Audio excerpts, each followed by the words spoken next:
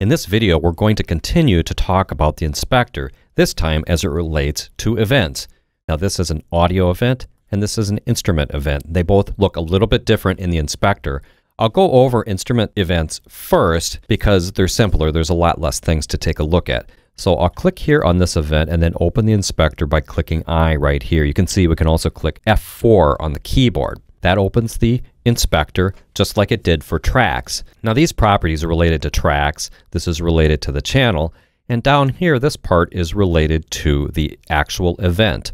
I can resize these sections with these dividers. Even double clicking them will actually open them up to the kind of the full view. But you can always readjust these to suit. Now the very first thing we can do with an event is to change the color independently of the track. You can see this is the track color right here, and that's set right here, but this will set the event color. So let's just set it to something completely different like yellow. I do want to point out you can do all these things also with a right click right on the event. So I'll do a right click here. You can see these properties here, not the start and the end, but the transpose and velocity appear right here on the right click menu, as does the track color. So I could change the track color from here as well. This is kind of a mini view of the event inspector. We have properties for the start and the end time for the event. These can be edited to actually move the event. Then we have properties for transpose and velocity. Since this is an instrument part and this is note data, you might call this MIDI data if you're working on a different system, we can transpose it and have it play back up an octave, up a couple half steps or down. And to do that, you just put in an offset right here in half steps. So if I put in 12, then I'll be up 12 half steps.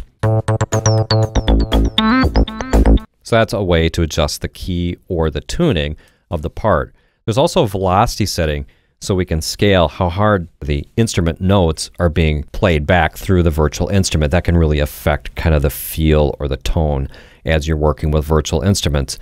Now let's take a look at the event inspector as it relates to an audio event. So I'll click right here. Now this becomes the audio event inspector. As I said before, you can right click and access most of these parameters up here as well in the right click menu. So we've got the event color just like before, so I can change the event color.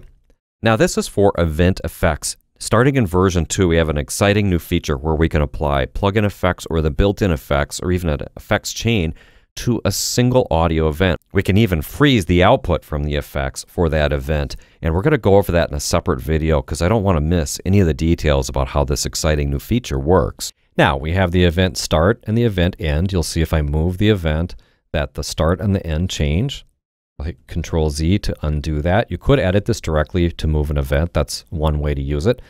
This is the file tempo. This is used to calculate time stretching and to align an audio event or a loop to the timeline.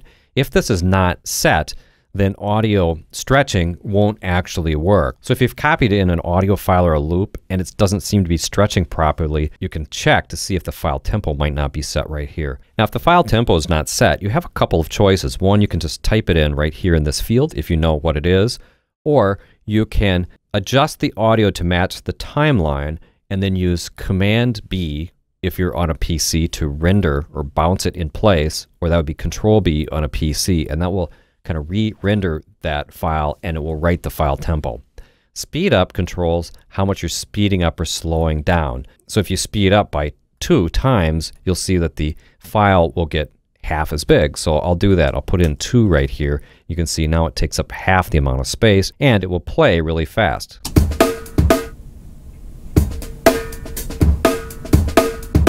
That will only do that if you have time stretch set to drums right here. And we'll cover that when we get to time stretching a little bit later on. Now for audio, we also have transpose. It works pretty much the same. If I put in 12, this will go up by an octave. You can see my drums sound very high pitched.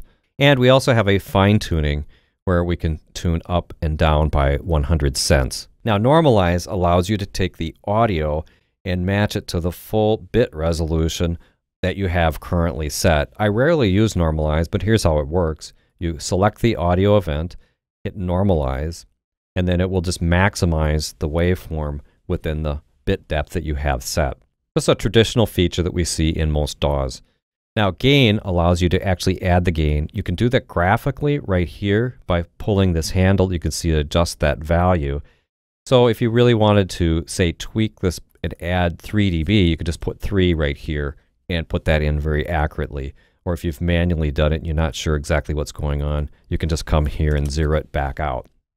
Next, we have the fade in and fade out times. These are new in Studio One version 2 of having them right here in the inspector. You can, of course, add your fade outs right here, or your fade in and your fade out right here, and you'll see the time of that fade out. Now, if you wanted to adjust this, this time is set in seconds. So the fade out is 165 the way I just drew it in.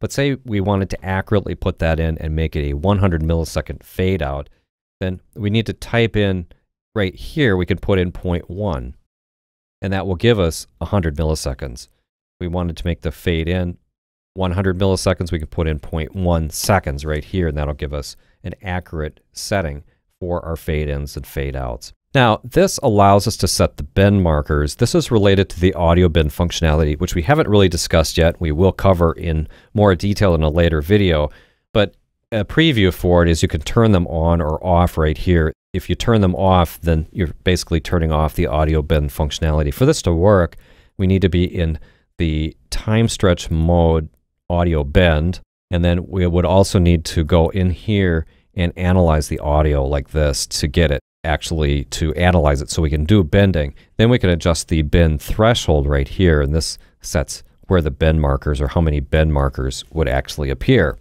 So those parameters will be discussed later on, but there they are for a preview. So other than the event effects, we've now covered all the properties for events in the inspector.